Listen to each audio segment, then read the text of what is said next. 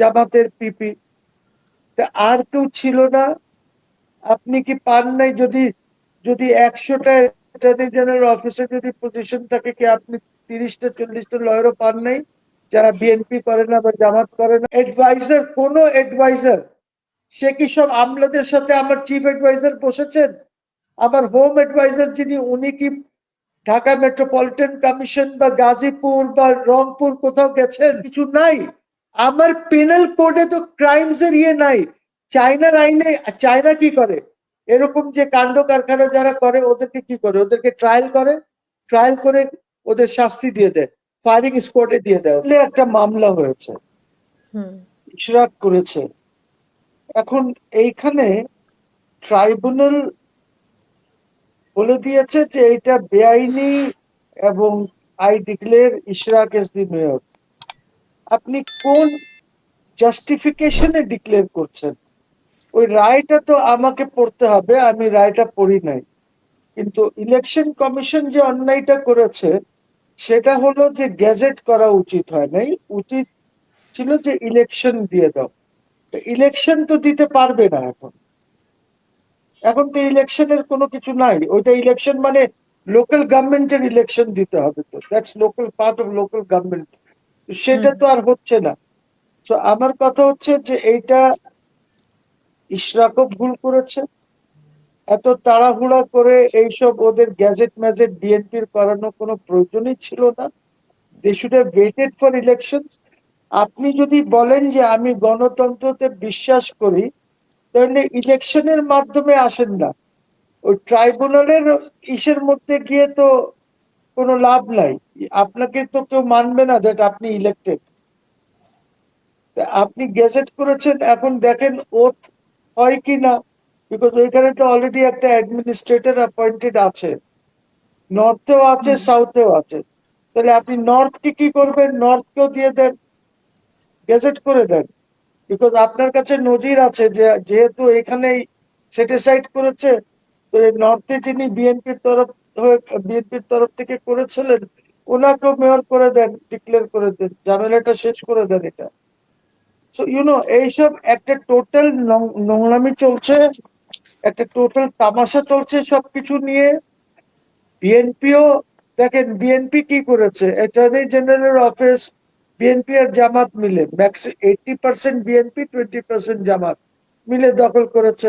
সবখানে পিপি যারা আছে সব বিএনপির, জামাতের পিপি, আর কেউ ছিল না। আপনি কি পান নাই? যদি যদি 100টা অ্যাটর্নি জেনারেল অফিসে যদি পজিশন থাকে, কি আপনি 30টা 40টা লয়ারও পান নাই যারা বিএনপি করে না বা জামাত করে না? সো কোয়েশ্চেন ইজ, এই দখলবাজি সবখানে চলছে। না মানে যারা যোগ্য ব্যক্তি, মানে যারা যোগ্য ব্যক্তি তাদেরকে তো দেওয়ার কথা, সেখানে তো জামাত বিএনপির অংশ যাওয়ার কথা না। না, বা তাই হচ্ছে তো, বাস্তবে তো তাই হচ্ছে। এই তাহলে আওয়ামী দখলবাজি, লীগের সাথে পার্থক্য থাকলো কি? আমি যেটা ফরহাদ ভাইকে প্রশ্ন করেছিলাম যে না মিডিয়ার খুব ব্যাপারে। কম আছে। এখন আমি আপনাকে বলি, যে দলটি চিন্তা করছে যে আমি ক্ষমতায় আসব, তারা ওদের আচার আচরণ, ওরা যেভাবে হাট বাজার দখল করছে, আমি হাসি লাগে। একজন বলছে যে আমি এখানে, তুমি চাঁদাবাজি করছো কেন? তার তার উত্তর হলো যে এইখানে তো আওয়ামী লীগ চাঁদাবাজি করতো, এখন যেহেতু জায়গাটা খালি হয়ে গেছে, কাউকে না কাউকে তো এই দায়িত্বটা নিতে হবে।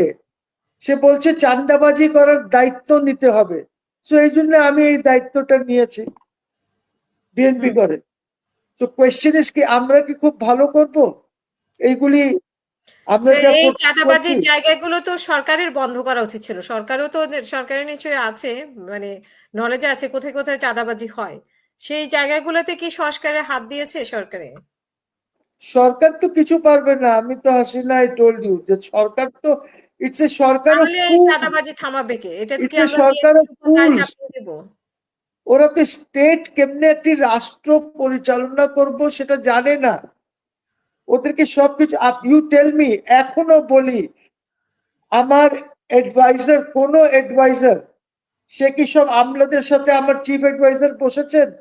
আমার হোম অ্যাডভাইজার যিনি, উনি কি ঢাকা মেট্রোপলিটন কমিশন বা গাজীপুর বা রংপুর কোথাও গেছেন, গিয়ে ওই কমিশনারেটে বসেছেন?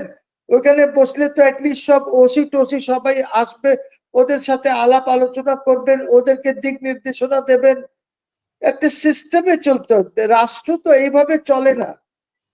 যেভাবে রাষ্ট্র চালানো হচ্ছে সবকিছু একটা তামাশা। আমি কেন বলছি তামাশা?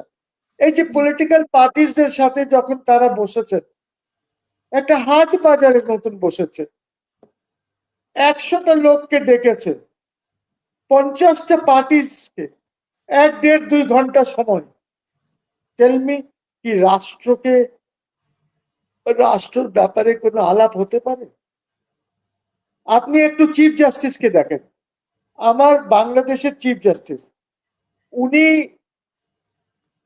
উনি যে দৌড়াচ্ছেন, হুম অমুক ডিভিশনে যাচ্ছেন, ওর জেলাগুলির সব জেলা জজদের সাথে আলাপ করছেন, ওদেরকে নির্দেশনা দিচ্ছেন, সবখানে ঘুরে বেড়াচ্ছেন, কিভাবে এটাকে ঠিক করা যায়, কিভাবে একটি ইন্ডিপেন্ডেন্ট সেক্রেটারিয়েট করা যায়। আপনি কি করেছেন? এদেরকে জিজ্ঞেস করি। আরে উনাকে ফলো করলেই তো চিফ অ্যাডভাইজার একটু ঘুরে টুরে এইগুলি করতেন, বাট উনি পারবেন না। তার কারণ হচ্ছে যে you have got Asif Nazrul. Asif Nazrul আইন মন্ত্রণালয়ের দায়িত্বে, গুরুত্বপূর্ণ। He has not advised this বেচারাই বলবো ইউনূস সাহেবকে, উনাকে আইনা বসায় দিছে এই কাজে, অ্যাডভাইস তো করছে না যে কিভাবে আইন কানুন করবেন, কিভাবে কোথায় কি করতে হবে। আজকে আমি বলি, আপনি সালমানকে কি এই মার্ডার কেসে ট্রায়াল করে ঝুলাইতে পারবেন? পুরা পৃথিবী চিৎকার মারবে যে অন্যায় করেছেন আপনি। ওর বেসিক ক্রাইমটা কি? Economic crime. আপনি কি আজ পর্যন্ত ইকোনমিক ক্রাইমস এর একটা আইন করেছেন? আপনি বাংলাদেশ ব্যাংকের গভর্নর্স গুলি যেসব কাণ্ড কারখানা করেছে, তাণ্ডব চালিয়েছে ফাইন্যান্সিয়াল সেক্টরে, আপনি কি আইন করেছেন? সিকিউরিটিজ এক্সচেঞ্জ কমিশনের 2টি আপনার চেয়ারম্যান যা সব করেছে। তো আপনি যতক্ষণ, এরকম অনেকেই আছে, এই যে মেঘনা গ্রুপ অফ ইন্ডাস্ট্রিজ, একটা চোর, একটা ধোঁকাবাজ, একটা ফ্রড, এই যে মেঘনা গ্রুপ অফ ইন্ডাস্ট্রিজ, ইন্ডাস্ট্রিজ কি কামাল নাম তার, কামাইল্লা, this fellow is a cheat. আপনি যদি ওর ইনকোয়ারি করতে চান, আপনি দেখবেন যে কি কি অবস্থা আছে। আপনি কি করেছেন ক্রাইমস এর ইয়ে? আমি তো একদিন বলেছিলাম যে ওর পুরো গোষ্ঠীকে নিয়ে ঢুকায় দেওয়ার জন্য, বিকজ আপনি করেন নাই দেখে আপনার কাছে কিছু নাই। আমার পেনাল কোডে তো ক্রাইমস এর ইয়ে নাই।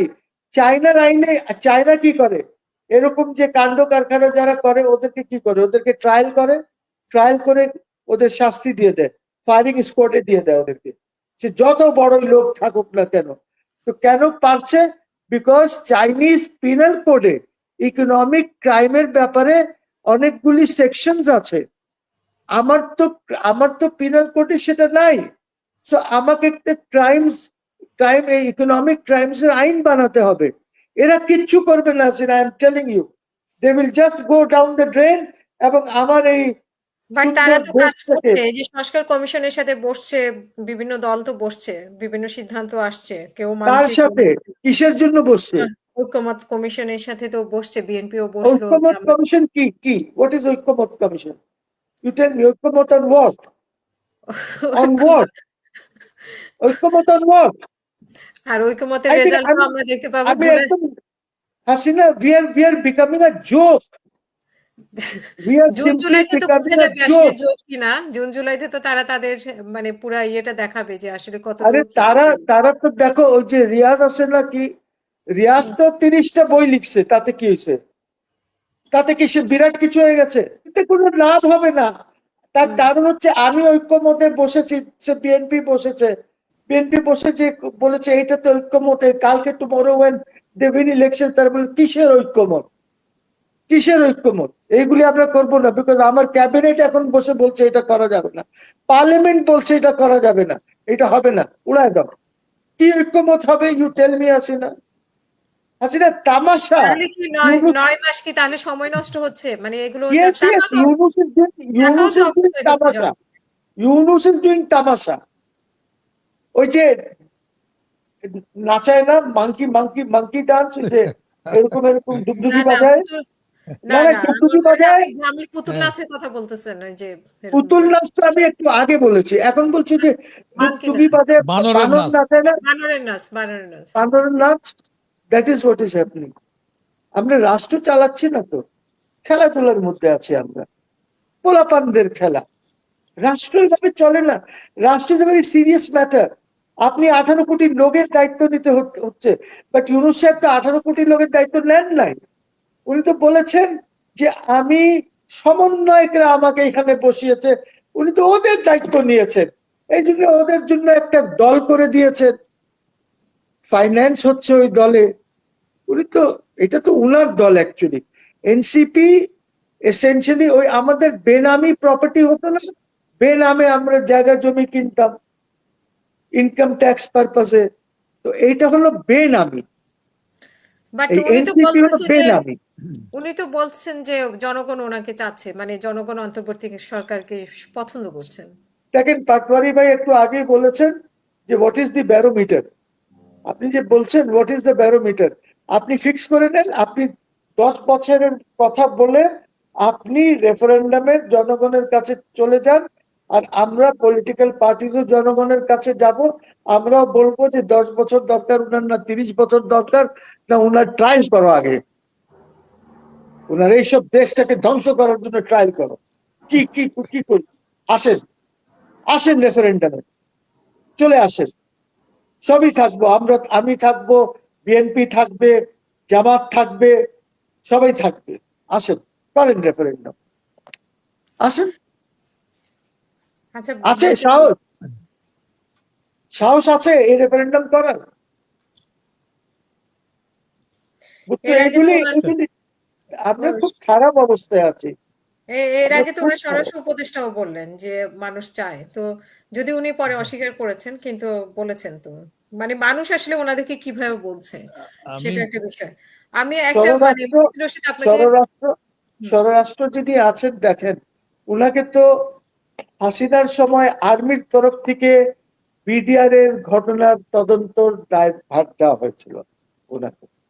উনি ভালোই কাজ করতেছিলেন, কিন্তু যখন উনি হাসিনাকে গিয়ে বললেন যে আমাকে তো একটু তাপস, সারা খাতুন এদের সাথে কথা বলতে হবে, তখন হাসিনা বলল জেনারেল সাহেব এটা বাদ দিয়ে দেন, আর এইগুলি নিয়ে আগে পারেন না, এগুলি শেষ করে দেন। উনি আর কিছু করেন নাই। আর একটা পাবলিক স্টেটমেন্ট দেন না। আপনি কি ইনকোয়ারি করেছিলেন বলেন না, ওনার কিছু সাহস আছে? উনি কিসের লেফটেন্যান্ট জেনারেল হয়েছেন আমি জানি না। এই এই এই লেফটেন্যান্ট জেনারেল এই চেহারা হয়? এই এই চেহারা? উনি তো আর্মি কমান্ড করার, উনি তো বিডিআর এর চিফ ছিলেন, কাজে উনার কমান্ড করার তো ইয়ে আছে। পুলিশে পারতেছেন না কেন? Why can't he command the police? Why can't he command the BGB?